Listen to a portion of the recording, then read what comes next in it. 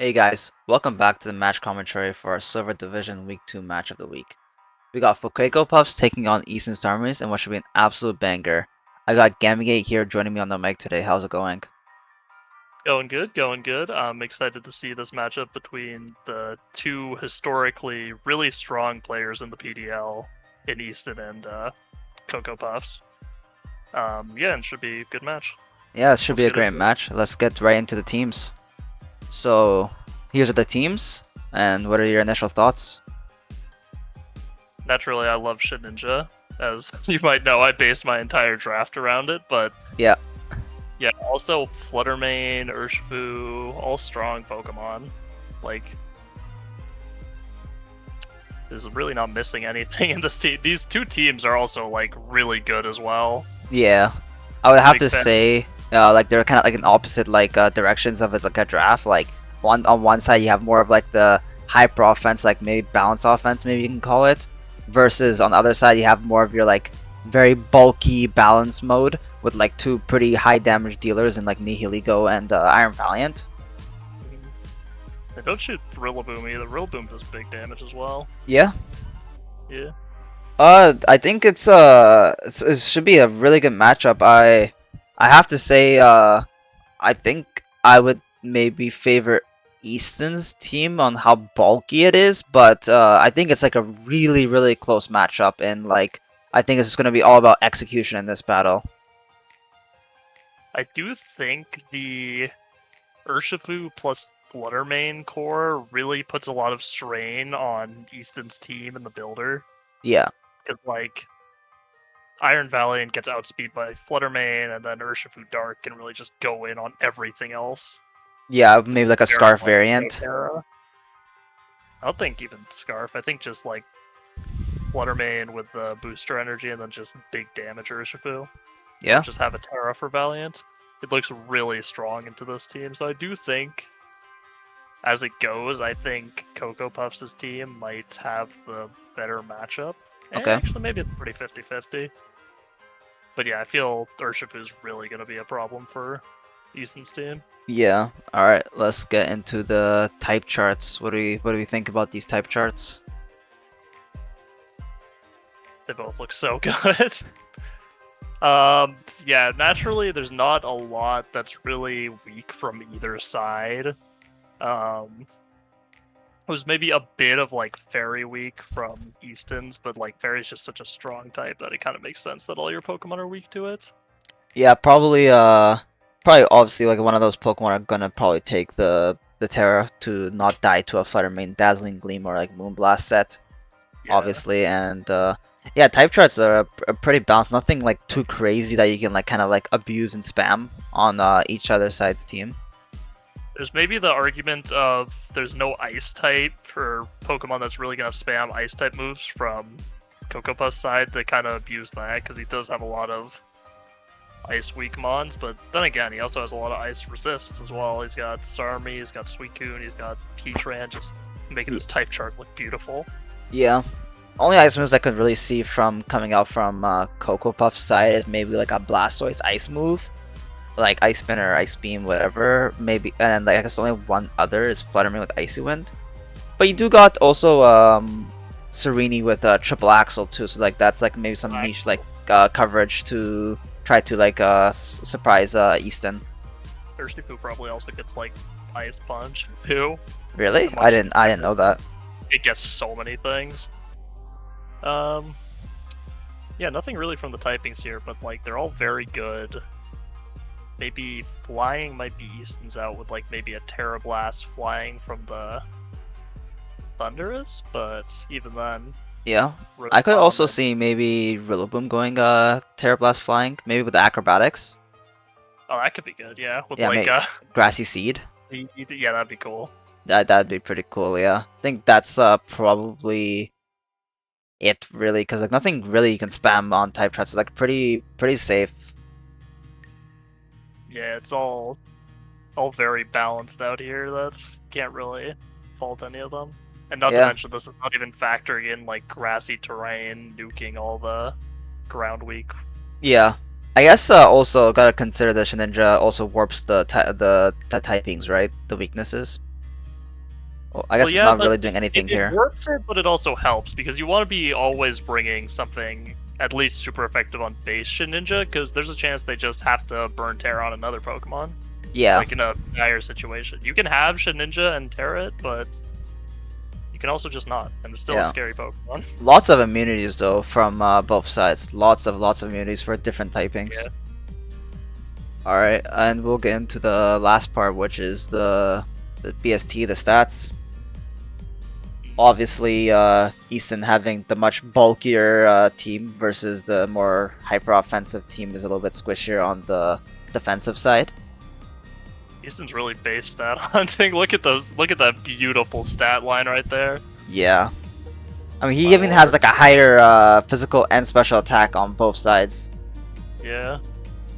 It's not a lot that's really lacking. Maybe like a bit. Well, even then, physical is much better than PuecocoaPuffs' team.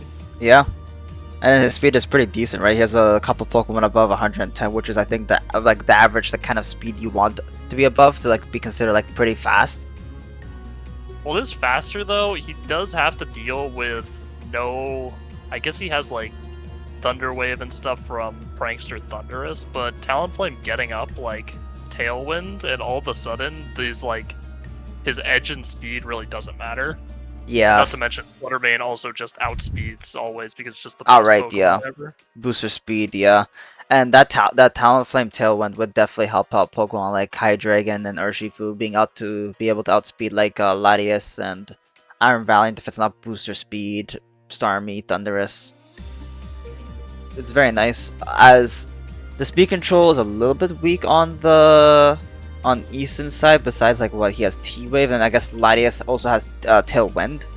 I mean, it's just Prankster. He has a bunch of like he has Tailwind with Latias. He's got Tailwind with Suicune. True. Yeah. Yeah. Trick Room with Valiant and Starmie if he really wants to. If he's really scared of the Trick Room. There's a lot of things yeah. That he can do. Yeah. I guess Icy Wind from Suicune and maybe Icy Wind from Iron Valiant, which is like a little bit not the most common, but it is like a set that you could run Valiant, like booster speed, Icy Wind, but you wouldn't be able to slow down the Fluttermane. Yeah. But yeah, any predictions on which Pokemon you're gonna see on both sides? So I do think slightly that CocoaPuffs' team is a little favored in this matchup, just because I feel Urshifu and Fluttermane are really good, as they always are. Yep. So I think I'm gonna go with Easton, because Easton, if you saw his last match, he went on a tear. He went like, what was the differential for that game? It was a 7 plus differential. 7+ differential, meaning he only dropped like one Mon in the whole series. That's kind of crazy. And I know CocoaPuffs also did really good in his match. Yep.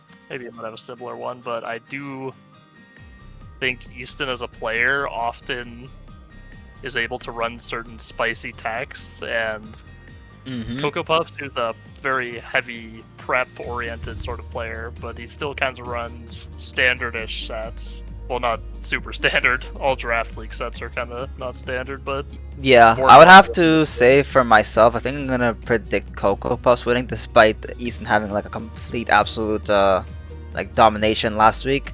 Because I think Fluttermane plus Urshifu, like you said, one of the two best Pokemon in the format, with the damage it has, is kind of insane. And I think if he just pairs it well with support around it, like the Tailwind from Talonflame to help Urshifu maybe outspeed a little bit, or even just the redirection mode with Blastoise Follow Me, like 1 or 2 Dazzling Gleams or Moonblasts from Fluttermane, and then stuff in the back like Urshifu can just come and clean up, or like the Hydreigon or even like the Scizor could come in and just clean up in the back. So I feel that I kind of favor CocoaPuffs drafts or chances to win slightly better. True. I also think regardless of whatever happens in the series, I think this is going to go to 3 games. Yeah, I think it's going to be incredibly close regardless. I would agree. Do you have any predictions on like which the individual 6 Pokemon you would see from both sides? If I'm Easton, I'm probably bringing Thundurus. I'm probably bringing Nihilego, Rillaboom, Heatran, Tinglu. Yep. And then Last one's tough. Probably Iron Valiant. Yeah, just for its nice versatility, can run physical or special support. Mhm. I think most of what Easton's plan could be is just kind of neutralizing Urshifu and letting Ting Lu kind of deal with the rest of them, but Yeah. What what do you about on think? the side of oh, for me, I think I'd agree with the probably the same 6 as you. I don't see any particular reason for him to bring like stuff like Starmie and Panguro. I do It is think Easton, though though. it is Easton though. He could bring it already week 2, but I think I agree with you. The Ting Lu just as long as Urshifu's out of the way, Ting Lu kind of just like eats the Flutterman with a proper Terra, obviously, lowering the special attack by a lot. Maybe running the Vest as well to help out on the special defensive side. It would make it really tanky to all the special moves. And then I like the Nihiligo and Thunderous with the Rillaboom, and then Heatran. Those as a core I think covers like a lot of different things like Cocoa Puffs can bring. Mhm. How about for Cocoa Puffs? What are you thinking? So on Cocoa Puff's side, I feel you can go a couple ways here. I think probably the one I would go would be Fluttermane, Talonflame, Urshifu, Blastoise, Scizor, and 50-50. I'll just go with Hydreigon there. I feel Hydreigon. maybe you could also bring the Shedinja, and it might be good into someone like Easton, but I feel Hydreigon's just better. I see. I almost have the exact same. I definitely Fluttermane, Talonflame, Urshifu for sure coming. I'd have Blastoise as well. And I think I would actually have Sereni coming because I think it has pretty good value into Easton's side, as like you can stop the priority like Thunder Wave from Thunderous with the Queenly Majesty, right? That's the ability's name. You can stop Fake Out. So you have a little bit of nice like priority denial from his side, which is pretty nice. Plus it is a grass type, so it benefits from the grassy terrain, getting the boost in grass moves. Yeah.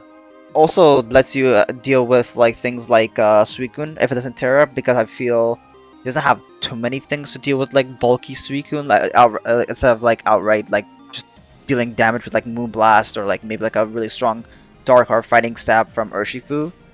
So I think like a good grass move in the grass terrain could really hurt this Suicune. I feel like kind of thinking back now, maybe he also brings Rotom Heat, because I feel it beats like Rillaboom, beats Heatran. It's faster than Suicune, it could probably just like Volt Switch out or like Terra to beat it. It's a flying resist, which is desperately kind of needed. Yeah. But I think we're just gonna have to see what's gonna happen. These are players that really utilize all of their draft, and it's definitely gonna be interesting to see what they can bring.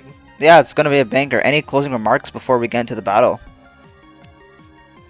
I think Shedinja's broken. That's my closing remark. Yeah, I will say the Shedinja just being on the team alone, it puts a lot of mental pressure on Easton, making sure he has always something to deal with Shedinja. Otherwise, you might just lose to him in the end game. But enough here for the team preview. Let's just get right into the battle. Alright guys, welcome back as we are in the battle now. So let's take a look at the team preview and the Terra types. What do you think about the team preview? This is a team preview of all time right here. The Pangoro with Terra Bug is just such a left field kind of thing. Terra, yeah, it's a very niche one. Must be like a very niche situation. Yeah, he's probably in Easton. He's like calced something to kill with like Terra Bug. Blast Bug or something. What do you think is here to kill? Like the Sereni, maybe? Serena, maybe like Hydreigon, but like he's a fighting. Maybe he's expecting like Terra Dark or Urshifu or something, but yeah, I guess that way it also gives him a fighting resist, which is good, without having to be like flying and also being like electric and ice resist or weak. Besides really just trying to make... Mm-hmm. Sorry, I was just gonna say it's just trying to make it like 1v1 the Urshifu, which is kind of funny because they're both like these pandas that are dark fighting. I agree. Besides the Panguru from left field, I think pretty much everything else is pretty pretty average, pretty common to see. You know, we have the Heatran, I guess Starmie is I wouldn't say out left field, but like didn't expect it to come. But that's the thing. it is here. It's not what I would have brought, but it's Easton. He loves Yeah, his I guess you backup expect it from Pokemon. Easton, but you don't expect it like maybe like a different team person. What do you think of the rest of the Terra types we have here? A lot of Ghost, a lot of really wanting to block Fake Out, and a lot of Dragon to... I guess he's really interested in shutting that Fire, Water, Grass core that Easton's draft really has. Yeah, it's a pretty good Terra type to have against Easton's team. You got the Water, the Fire, and then I think he has a Grass type, but he didn't bring it, right? Yeah, he's no Rillaboom. Yeah, no Rillaboom. Yeah, that's an interesting one. No Fake Out, no Grassy Terrain. And on Easton's side, we obviously got one stellar Pokemon, so there's a Starmie, just to make sure that Shedinja is put into place, but is not here. Suicune with Steel, which is I think pretty good typing. Resist the grass, and resist the electric, right? No, does not resist electric. No, it doesn't resist electric. But resist grass. Yeah. Pretty good Terra type, so ready to get into the battle. Yeah, let's see it. Let's see it. See what the leads are. Talonflame, Serini. Talonflame, Serena, and then Starmie, Thundurus. Whatever he's going with this. Oh, right into the triple axle. That's a big KO. And also with the tailwind up. Yeah. Nihilego is. Ooh. I wonder what this has to. Oh, Terra Blast and Nihilego. Terra Blast Ghost is pretty nice. Resisting the poison stab from Nihilego, right?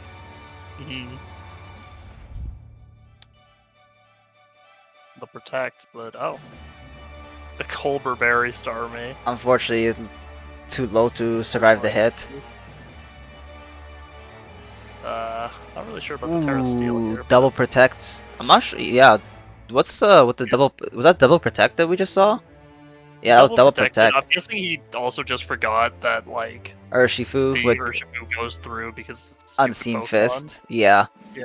I think regardless at this point though, Easton really couldn't do much. Like he's got a whole. The basically was a confirmed dead Nihilego because regardless, Urshifu's gonna kill that. Yeah. But Puffs really snowballed the match really well. You got the tailwind up like he needed, and then the Serini put in the work. One shots the Thundurus, does a lot of damage to Nihilego. Terra Ghost, making it so it's no longer super effective against with the poison. Now it's just resisting, which is pretty nice. Yeah, Easton really just couldn't do anything in this lead. I thought he would have more. Ooh, sheer cold.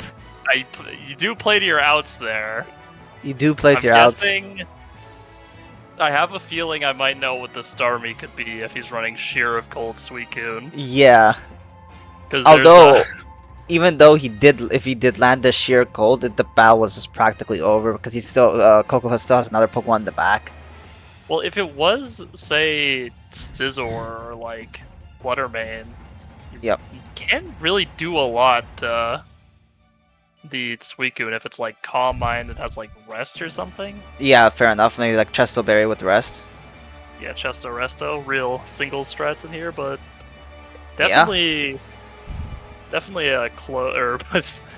a scary thought that you could just lose the game off getting that sheer cold hit there, since the Serini really doesn't look like it's just gonna get through it. But... Yeah.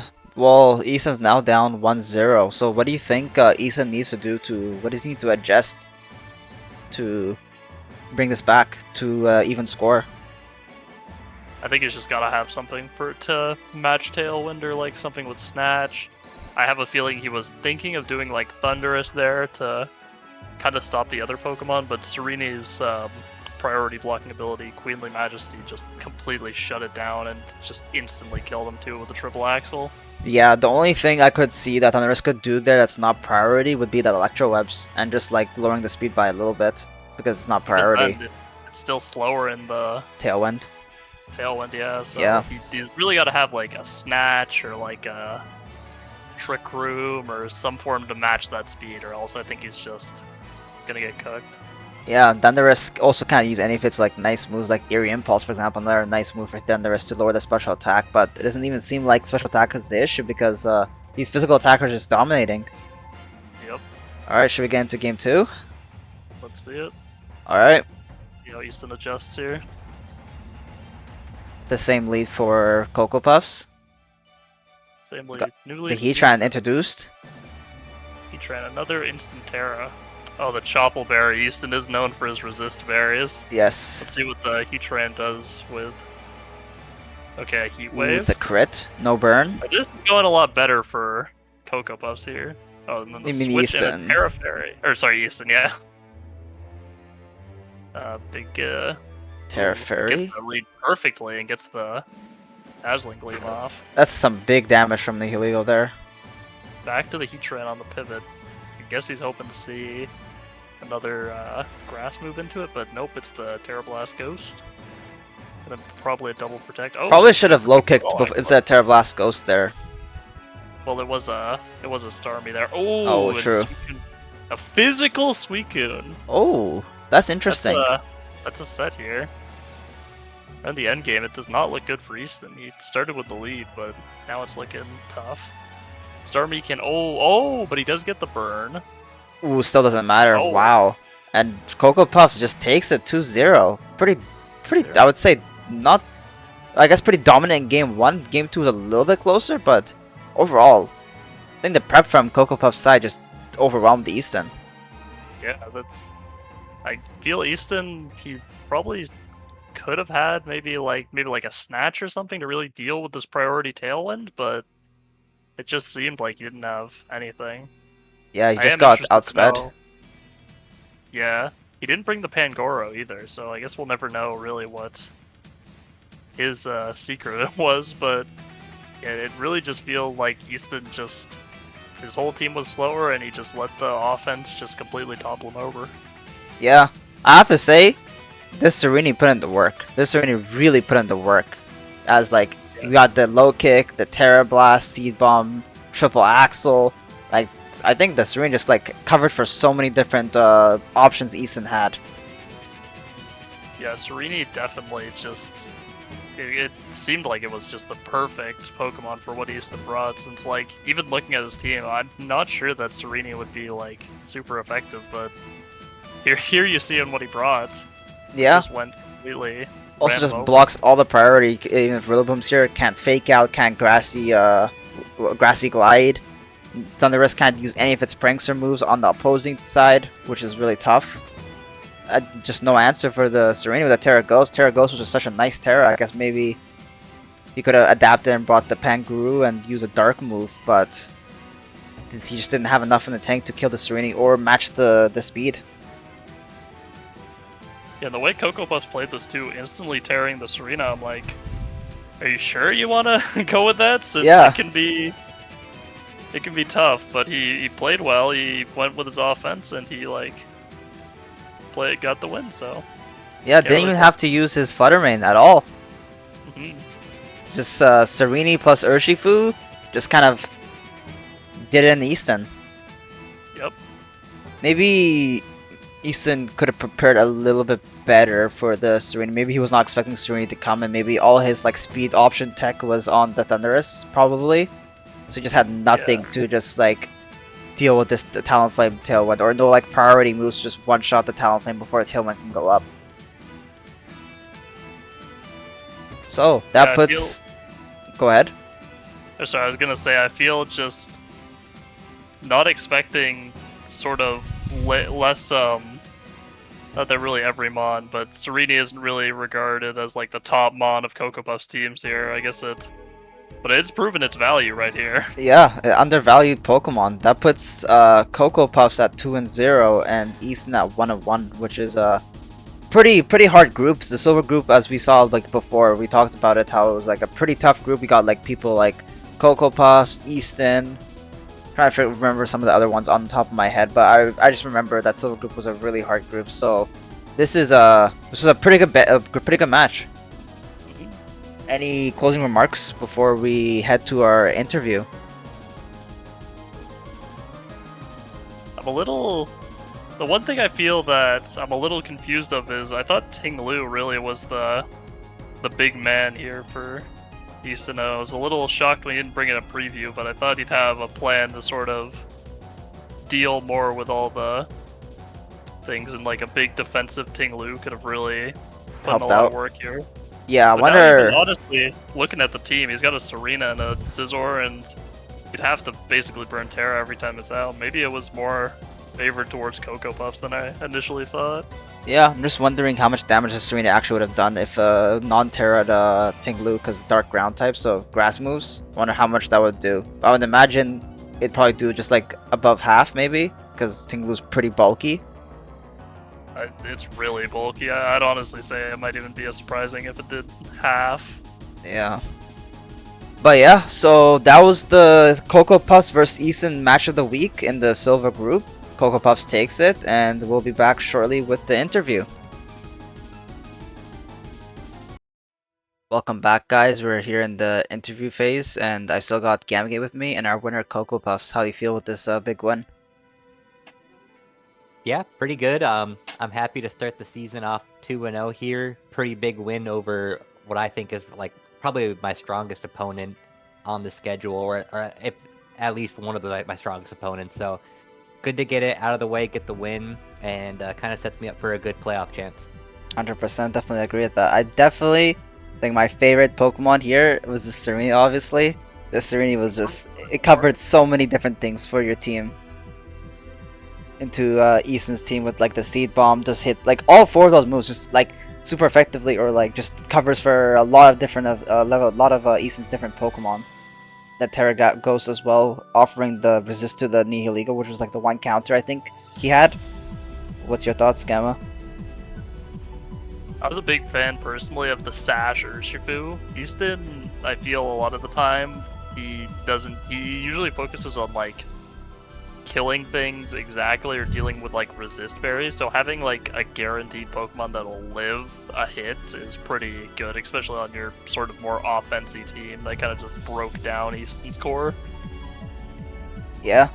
The Talonflame looked like it kind of did its job, right? It went down both times, but it just was here to click Tailwind and set up for the Urshifu, Fluttermane, Serene, Scizor for the rest of the team to just outspeed, as the Serene also just provided so much value with the Queenly Majesty, making it so like Easton had kind of no speed options, right? Because I don't it didn't seem like he had Icy Wind on any of his Pokemon, and then they were just going to click T-Wave, so the only thing it could click was Electro Web, but even then, Talonflame, as the rest of his team, is still outspeeding with Tailwind up.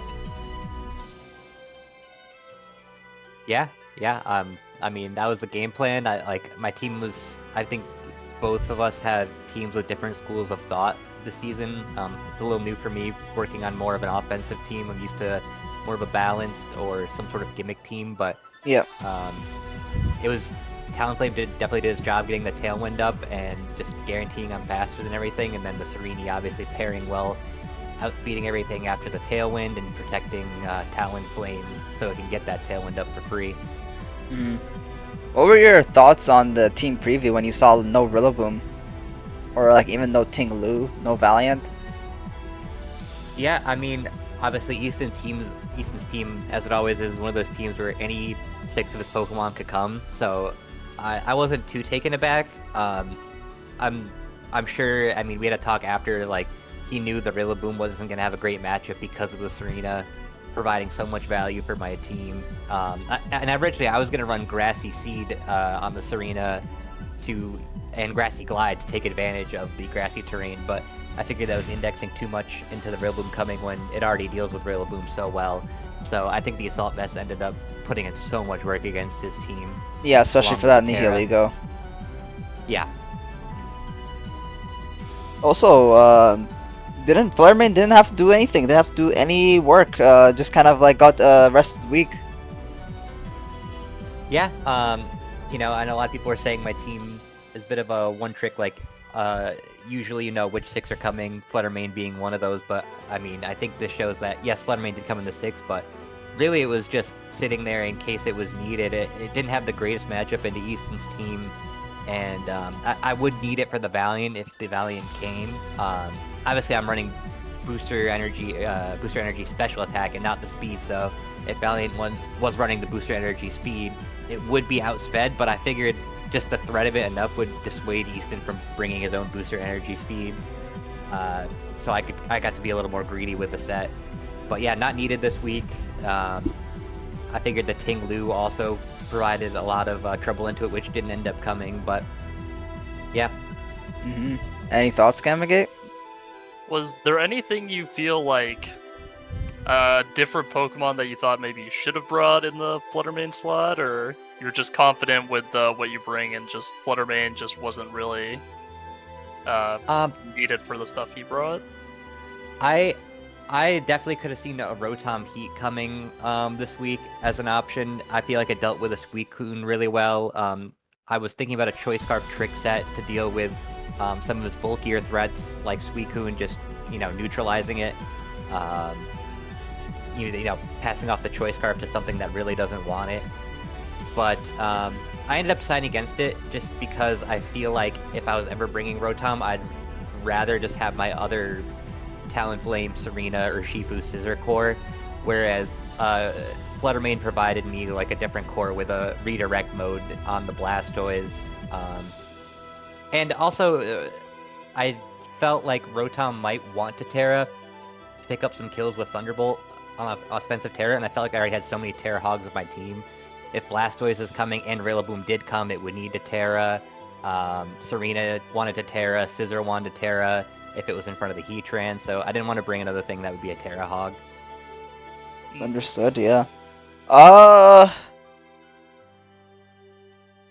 ask, what was your thoughts on the sheer cold from the Suicune?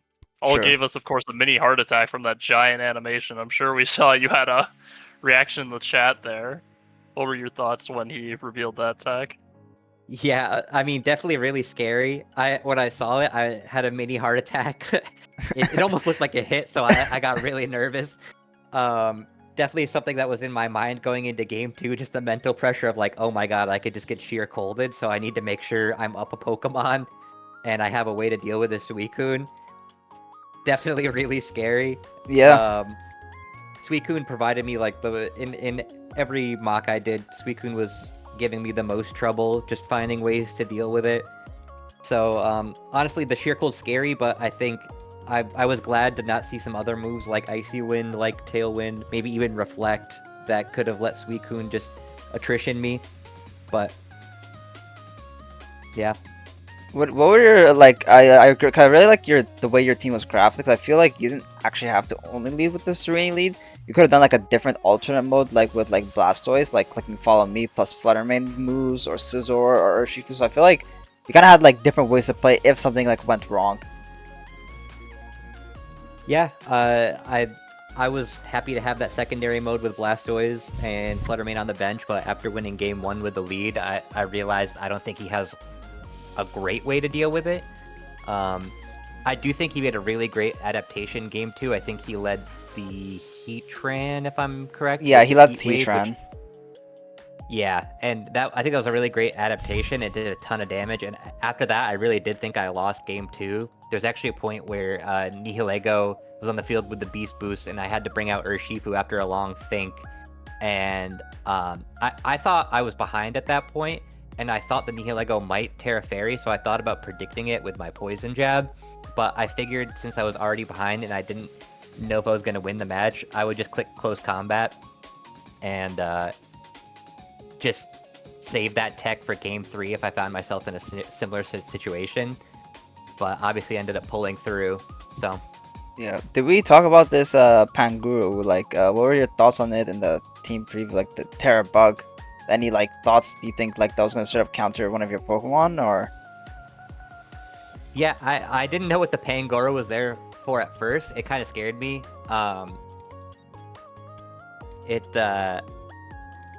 actually didn't even realize I got Mold Breaker until after the battle. Obviously, another Shedinja counter measure he brought in case I brought it. Not sure what the Terra Bug was for. Not sure if we had talked about it after the battle, but obviously something that could have hit Serena too. So it was another reason for me to Terra Serena. Yeah. And I wasn't too unhappy about Terraing Serena early in these battles. Yeah, me and Gamagate didn't even realize it either. We didn't even mention the mold breaker. We just saw Terra Bug. We're like, oh, it must be like Terra Blast, Terra Bug, like just for some specific niche like counter onto your team. But yeah, we were talking about like, oh, maybe Starmie is just the primary Shedinja counter because it had Stellar, right? But it seemed like we forgot about mold breaker, where that could just straight up hit the Shedinja and counter it. So he had two ways to make sure he dealt with it. I think he had maybe like a third way. I think maybe he had Sandstorm on Nihiligo, but it could be a potential possibility as well. So he was like yeah, I'm pretty sure he might have had Sandstorm. he was pretty well prepped for this for the Shedinja, but as always, Shedinja just having it on your 12 or like your 10 Pokemon in the team preview while prepping just makes it so the opponent is forced to bring moves that they'll want to bring just to make sure they don't lose it into the end game. Yeah, for sure. Happy to have it on the team. Yeah. Any thoughts before we close up this interview? Yeah, I mean, I think just overall really happy to get the win. I'm really happy with the way Game 1 unfolded. I was clicked into Seed Bomb for so long on the Starmie, and I was locked in on it for about 45 seconds before I decided to change my move. While Easton was still thinking about his, I realized that Seed Bomb into the Starmie, if he just switches out, might be very obvious. Switches out into the Heatran could be really bad for me. So I'm glad I went for the triple axle into the Thundurus and landed too. I was really happy to see that. Obviously, with Starmie protecting too, put me at a really big lead Game 1, while also getting the Tailwind up, and I felt pretty confident after that. Any other thoughts you got, Gamagate, before we close up? Not much. I do enjoy the sort of stellar focus slash Urshifu for being pretty good into Easton and having a way to deal with the sort of very resistance. Even if you do Terra Urshifu to something like Terra Poison, Fairy still hits it. This thing's not the most bulky, so I think the Sash, especially with the damage buff of Terra Stellar, it really put in a fair bit of work there, even if we didn't get to see everything that Urshifu got to do because Serena was mainly stealing the show. Yeah. So as we close out, so we have Easton at 1-1, and then we have FuecocoaPuffs at 2-0, having a pretty good start to this season. Yeah, so that'll be it for our interview. Thanks to Gamagate for joining me on the match commentary, and thanks to FuecocoaPuffs for coming in for this interview. And yeah, whenever the next podcast or match commentary happens, we'll see you next time. Alright, see you later, guys. Bye, guys.